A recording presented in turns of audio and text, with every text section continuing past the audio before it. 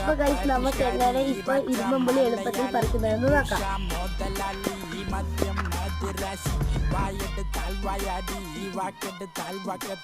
അപ്പൊ ഗൈസ് നമുക്ക് ഈ എളുപ്പത്തിൽ ഇത്രയും പുളി ഒറ്റ അടിക്ക് നോക്കി കിട്ടി. നമുക്ക് ഇതിനെ തിരിഞ്ഞു നോക്കാം. നല്ല പഴുത്തു കാട്ടും ഇതൊക്കെ. പഴുത്തായതുകൊണ്ട് അത്യാവശ്യം പുളിയും അത്യാവശ്യം മധുരം ഒക്കെ ഉണ്ട് കേട്ടോ. നമുക്ക് ഇതിനൊന്ന് ഉപ്പും മുളകൊക്കെ ഇട്ടൊന്ന് തിന്നു. നമ്മളിങ്ങനെ പുളി എല്ലാം കൂടി ഇങ്ങനെ രണ്ടായിട്ട് മുറിച്ചിങ്ങനെ വെച്ചിട്ടുണ്ട്. നമുക്ക് ഇച്ചിരി അതിലേക്ക് ഉപ്പും മുളകും ഇട്ട് കൊടുക്കാം. ഇനി അടുത്ത് നമ്മള് മുളക് പൊടി ഇട്ട് കൊടുക്കാം.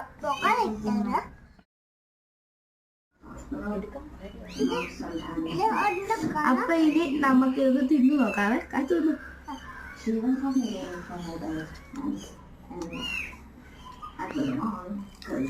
സൂപ്പർ ആയിട്ടുണ്ട്.